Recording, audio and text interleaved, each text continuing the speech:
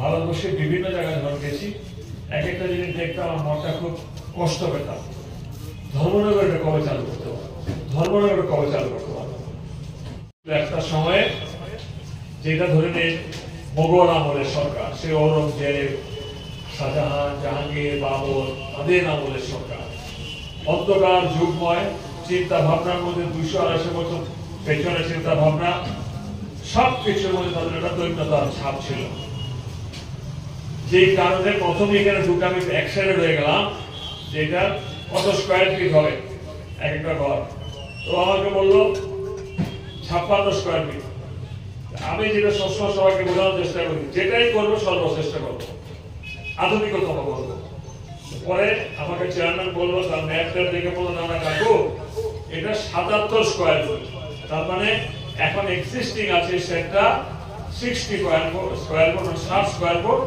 এখন সেটা হচ্ছে আরো 17 ফুট বেড়ে এই ঘরের থেকে 77 স্কোয়ার ফুট হচ্ছে, আরো 17 স্কোয়ার ফুট বেড়ে।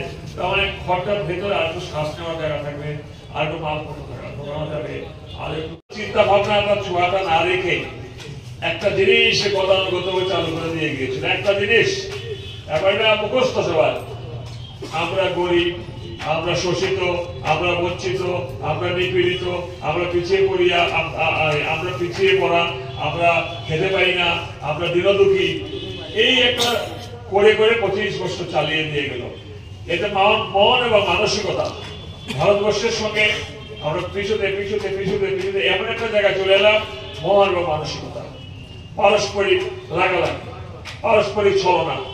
একটা মানুষ একটা উন্নতি করলো, বাপরে বা হে গীতা করি এত উন্নতি করলেন, বা আমরা সেদিন চা খাইছেন, করতে পারে, তুমি করো, আপনি করুন, কি আছে।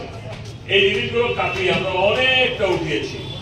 আপনারা আশীর্বাদ করুন নরেন্দ্র মোদীর নেতৃত্বে ভারতবর্ষে বিজেপি সরকার যেন আরো কমসে কম 50 বছর থাকে, তাহলে অন্য সব পার্টি বিলীন হয়ে যাবে, বিলীন হয়ে যাবে। সিপিএম মানে দৈন্যতা, সিপিএম মানে কুক্ষিগত, সিপিএম মানে নিম্ন মানসিকতা, সিপিএম মানে পরশ্রীঘাত, সিপিএম মানে অবৈজ্ঞানিক, সিপিএম মানে কুশিক্ষা, সিপিএম মানে অশিক্ষা, সিপিএম মানে সমালোচনা, সিপিএম মানে মিটিং, সিপিএম মানে মিছিল, সিপিএম মানে ঘেরাও, সিপিএম মানে বন্ধ, সিপিএম মানে ডেপুটেশন, সিপিএম মানে লড়াই চাই। করতে করতে করতে করতে করতে 25 বছর কাটিয়ে দিলাম। এখানে অনেকে সিপিএম কে ভোট দিয়েছেন, আমি জানি, বুঝি। দেখ, নিজের উন্নতিটা ভাবতে হবে, নিজের চিন্তা মানে ব্রড করুন, ব্রড উন্নত মানসিকতা করুন, নাইলে আমরা যদি সঠিকভাবে